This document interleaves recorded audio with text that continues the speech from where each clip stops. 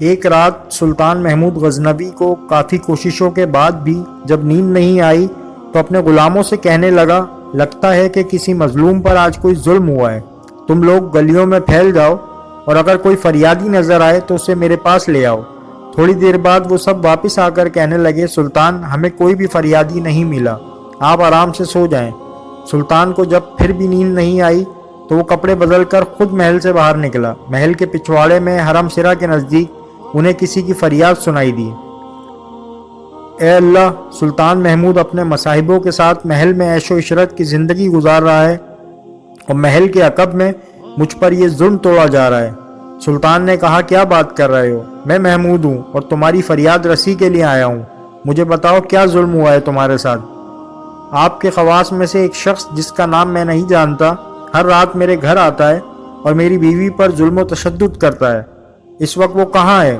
شاید اب چلا گیا ہو، دوبارہ جب وہ آئے تو فوراً آ کر مجھے اطلاع کر دو۔ پھر سلطان نے محل کے دربان کو وہ شخص دکھایا اور کہا کہ جب بھی یہ دربار آئے اسے سیدھا میرے پاس پہنچا دو، اگر میں نماز کی حالت میں بھی ہوں تو پرواہ مت کرو۔ اگلی رات وہ شخص سلطان کے پاس آیا اور بتایا کہ وہ شخص اس وقت اس کے گھر میں ہے۔ سلطان اسی وقت تلوار ہاتھ میں لیے اس شخص کے ساتھ چل پڑا۔ جب اس کے گھر کے قریب پہنچا تو اس سے کہا کہ گھر کے سارے چراغ بجھا دو۔ پھر اندھیرے میں ہی اس کے گھر میں گھس کر اس شخص کا سر تن سے جدا کر دیا۔ پھر سلطان نے حکم دیا کہ چراغ روشن کر دو۔ اس شخص کا چہرہ دیکھا اور سجدے میں گر پڑا۔ پھر گھر کے مالک سے کہا، اگر کچھ کھانے کو ہے تو لے آؤ، مجھے بہت سخت بھوک لگی ہے۔ آپ جیسا سلطان مجھ غریب کے گھر کا کھانا کھائے گا؟ جو کچھ بھی ہے لے آؤ۔ وہ شخص ایک سوکھی روٹی اٹھا لایا جسے سلطان نے بڑی رغبت سے کھایا۔